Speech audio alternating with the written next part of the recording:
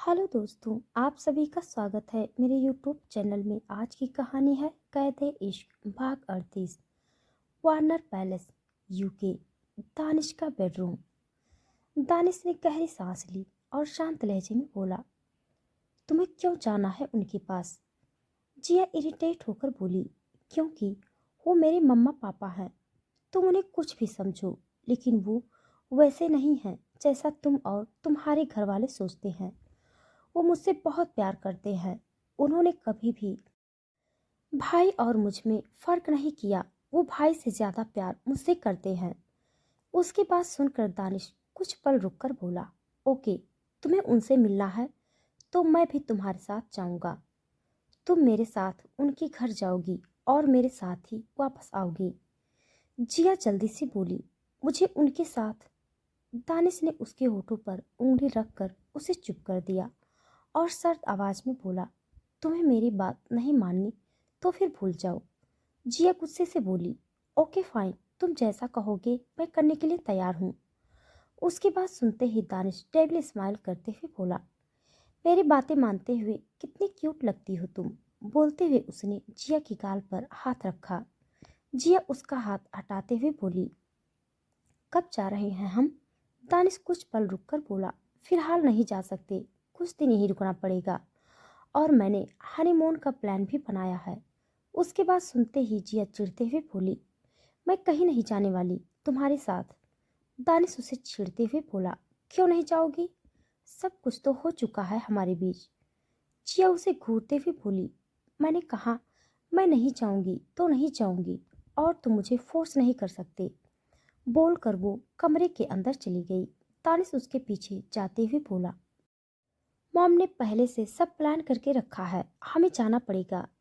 जिया चिढ़ते हुए बोली, तो एक काम करो, मुझे मेरे घर छोड़ दो और तुम्हें जहाँ जाना है अकेले चले जाओ। बोलकर वो गुस्से से इधर से उधर चक्कर काटने लगी। दानिश चुपचाप उसे देख रहा था। तभी उसका फोन बजने लगा। उसने तुरंत कॉल रिसीव किया और कमरे से बाहर निकल गया। थोड़ी देर बाद हॉल में दानिश सारा के पास बैठा हुआ था। सारा उसे देखते हुए बोली, मैं तुम्हारी बात क्यों सुनूं? आज तक तुमने तो कभी मेरी बात नहीं सुनी।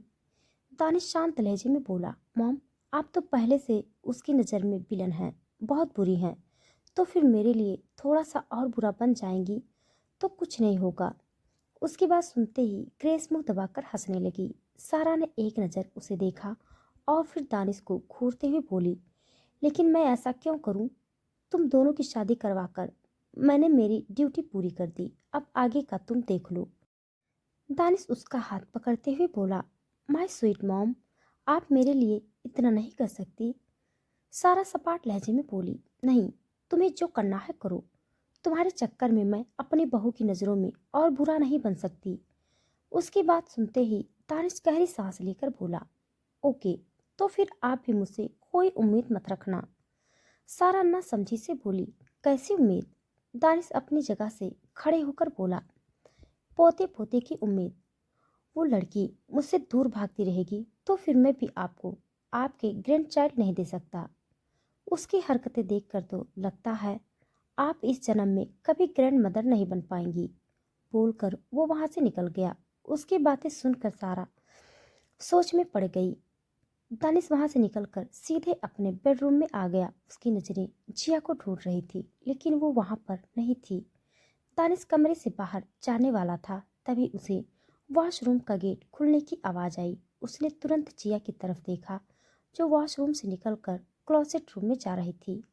दानिश बेड पर बैठ गया और अपना फोन चलाने लगा। कुछ मिनट बाद जिया चेंज करके बाहर आ गई और अपना नया फोन लेकर वो सोफे पर बैठ गई।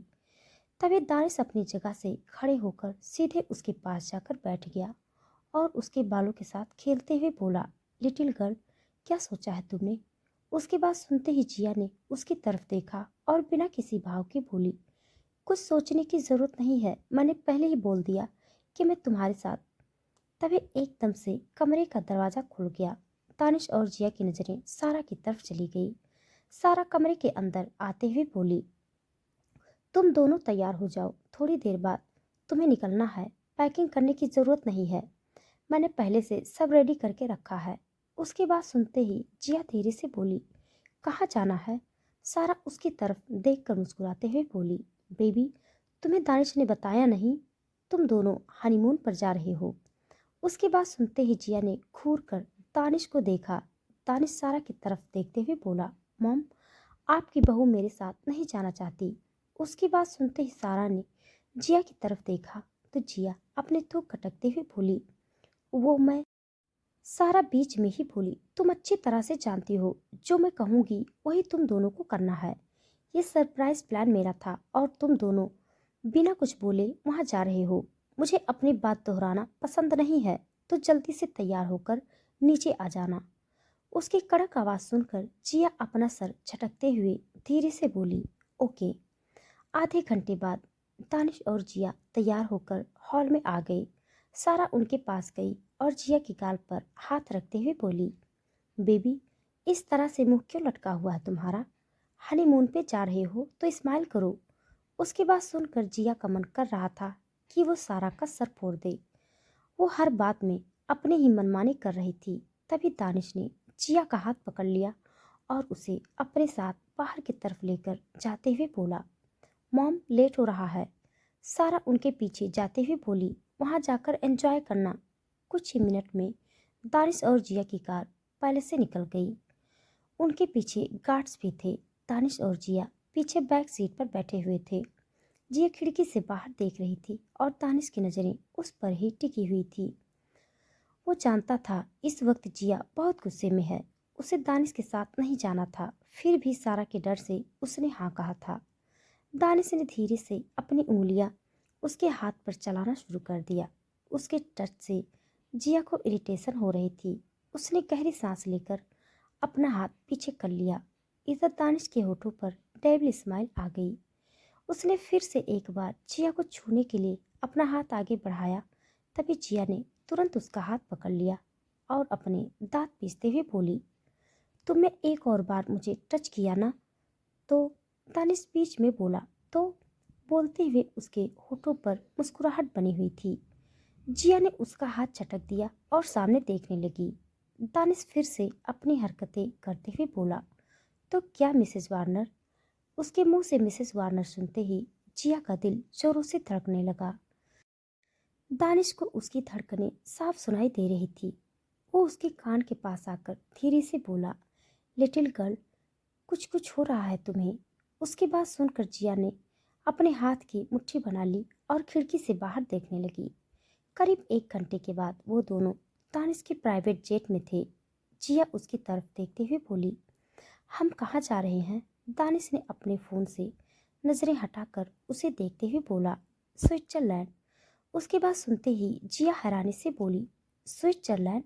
मतलब वो दिलवाले दुल्हनिया ले जाएंगे मूवी वाला स्विट्ज़रलैंड? बोलते हुए उसके चेहरे पर अलग ही चमक आ गई थी। उसकी एक्साइटमेंट देखकर दानिश मुस्कुराते हुए बोला, हाँ बिल्कुल सही, मैं भी तो एसआर के जैसा दिलवाला हूँ। जिया मुस्कुराते हुए बोली, तो फिर हम भी वो वाला सीन करेंगे जिसमें।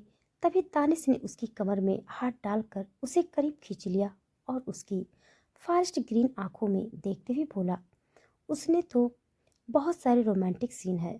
तुम्हें एग्जैक्टली कौन सा सीन चाहिए? किस वाला, बेडरूम वाला या फिर? जिया उसके सीने पर हाथ रखते हुए बीच में बोली, अरे वो नहीं, मैं तो वो ट्रेन वाला सीन बोल रही थी। तुमने मूवी नहीं देखी? उसकी बात सुनकर दानिश धीरे से बोला, मैंने सिर्फ अपने काम के सीन देखे हैं। उसके इतना कहते ही जिया मुंह बनाते हुए बोली, ठरकी वार्नर, तुम अपनी बकवास बंद करो और पहले मेरी बात सुनो। उस मूवी में लास्ट में वो सीन है ना, जब यसार के ट्रेन में बैठकर जाने लगता है तो काजोल भागते हुए उसके पीछे जाती है। दानिश मुस्कुराते हुए बोला, लिटिल गर्ल, सब पता है मुझे, मैंने वो मूवी कई बार देखी है। जिया हैरानी से बोली, सच में? तुम उस टाइप के लगते नहीं हो। दानिश अपनी आंखें छोटी करते हुए बोला, क्या मतलब, किस टाइप का लगता हूँ मैं? जिया हंसते हुए बोली, तुम विलन टाइप के हो, तो फिर रोमांटिक मूवी और तुम्हारा दूर दूर तक कोई सीन नहीं होना चाहिए। उसकी बात सुनकर दानिश उसके ऊपर झुकते हुए बोला, विलन रोमांटिक नहीं हो सकते? जिया इधर उधर देखते हुए बोली, क्या कर रहे हो तुम? तुम्हारे गार्ड यहीं पर हैं। दानिश ने एक नज़र सबकी तरफ देखा और फिर उसे देखते हुए बोला, उनकी इतनी हिम्मत नहीं है कि वो अपनी नजरें उठाकर तुम्हें देखें। जिया उसके कंधे पर अपना सर रखते हुए बोली, तुम मुझे उस चर्च में लेकर जाओगे ना, जो मूवी में दिखाया गया था? दानिश ने उसका हाथ अपने हाथ में लिया और उसकी उंगलियों के साथ खेलते हुए बोला, ऑफ कोर्स लिटिल गर्ल, तुम्हें जहाँ जाना है हम वहाँ जाएंगे। फिर वो कुछ पल रुक कर बोला, तुम्हें भी रोमांटिक मूवीज पसंद है? जिया ने अपना सर ऊपर उठाकर उसे देखा और जल्दी से बोली, हाँ मतलब पता नहीं, ये मूवी तो मम्मा देख रही थी तो उनके साथ मैंने भी देख लिया। वो दोनों ऐसे ही कुछ न कुछ बातें कर रहे थे। जिया के दिमाग में तो जैसे सब कुछ निकल गया था।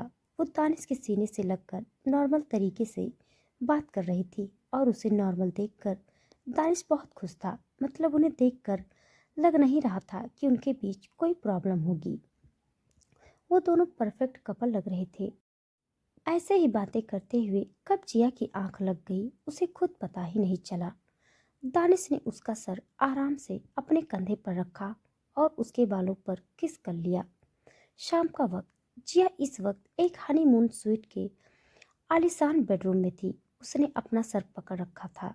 तभी दानिश ने एक ग्लास उसकी तरफ बढ़ाते हुए कहा, इसे पी लो, तुम्हारा सर दर्द ठीक हो जाएगा। जिया ने उसके हाथ से ग्लास लेते हुए कहा, क्या मिलाया है इसमें तुमने? कहीं तुम मुझे बेहोश करके मेरा फायदा तो नहीं उठाना चाहते?